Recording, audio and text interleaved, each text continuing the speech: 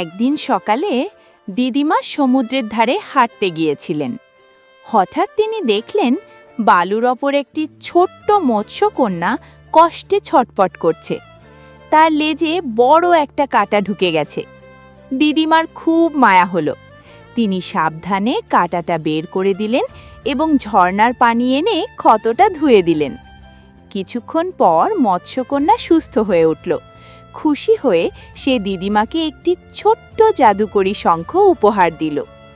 মৎস্যকন্যা বলল, এই শঙ্খে ফুঁক দিলেই তুমি একটি করে ইচ্ছা পূরণ করতে পারবে। দিদিমা বাড়ি গিয়ে শঙ্খে ফুঁক দিলেন। হঠাৎ তার পুরনো ঘরটা বড় সুন্দর প্রাসাদে পরিণত হয়ে গেল। দিদিমা খুব খুশি হয়ে আবার ফুঁক দিলেন। তার পুরনো কাপড়গুলো সোনার কাপড় হয়ে গেল। আরেকবার ফুঁক দিলেন, ঘরের সব জিনিস সোনা আর হিরে দিয়ে ঝলমল করতে লাগলো।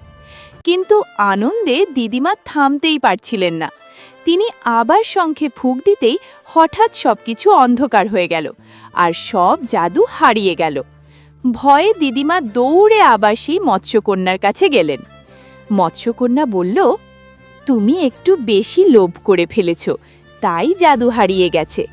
দিদিমা কাঁদতে কাঁদতে ক্ষমা চাইলে মৎস্যকন্যা হাসল আর বলল, একটা উপায় আছে, যদি সবাই এই ভিডিওতে লাইক আর সাবস্ক্রাইব করে তাহলে সব আবার আগের মতো হয়ে যাবে।